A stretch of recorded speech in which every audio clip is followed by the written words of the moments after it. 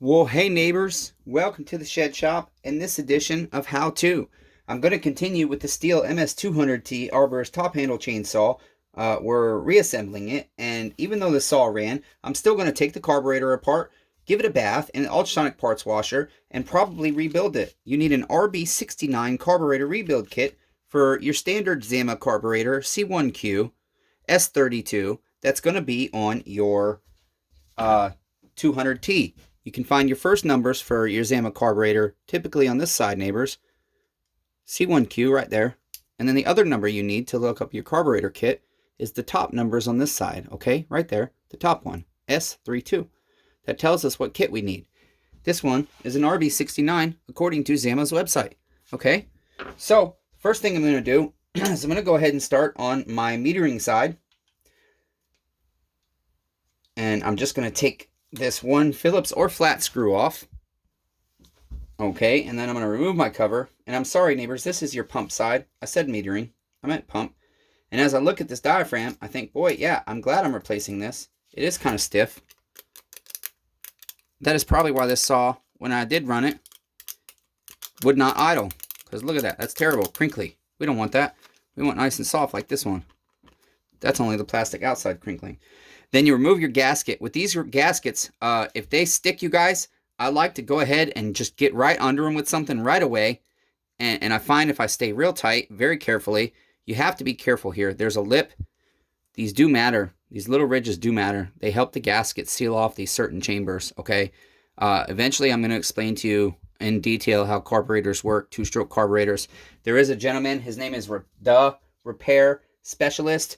I strongly recommend, that's the name of his channel, The Repair Specialist, all one word. He does a phenomenal job of explaining how these things work. He's actually helped me figure out diagnosing a couple of saws that had problems just by understanding better the flow of fuel and the different concepts of different two-stroke carburetors.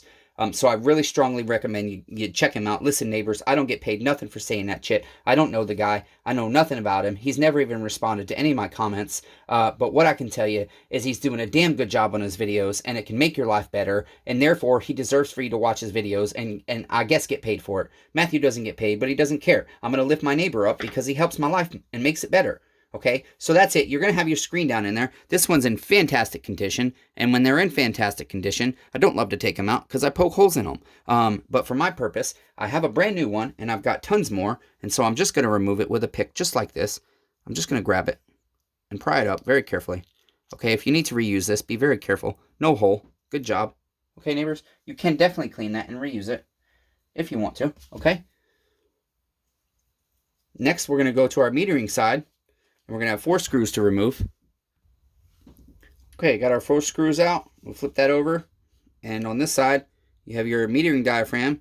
And this one is actually in good condition, but I'm still going to replace it. Okay, so we'll peel that off. It's coming off good. I'm very happy.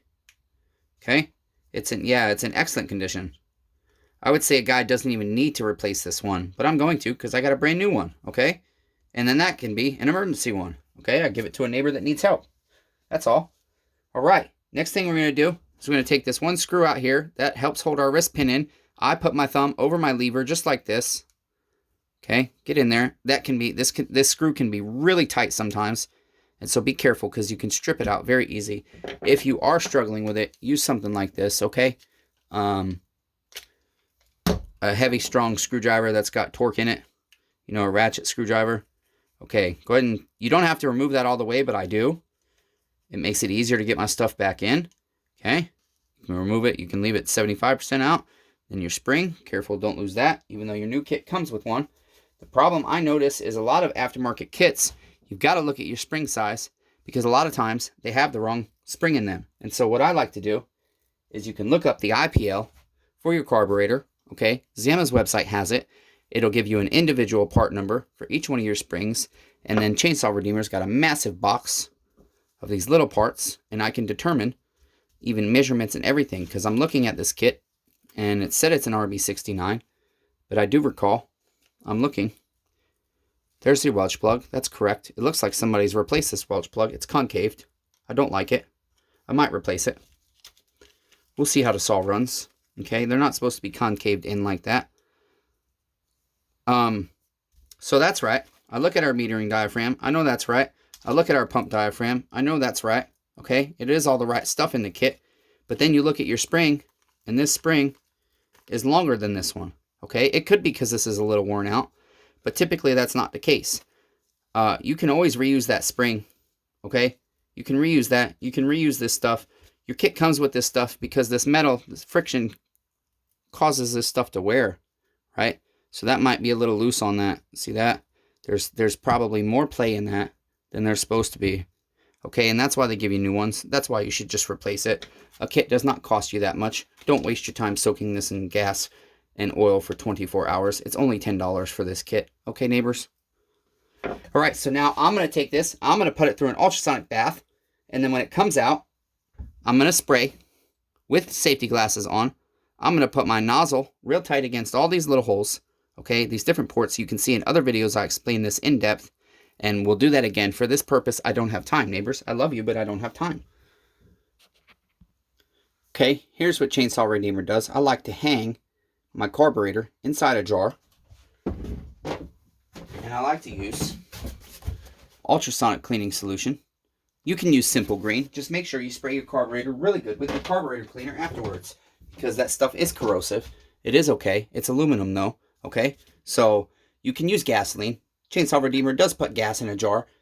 Sometimes I only run a carburetor for 3 minutes. Sometimes I've got to run it for 30 minutes, 3 or 4 times. So I'm going to run this one just 3 minutes. It's very clean.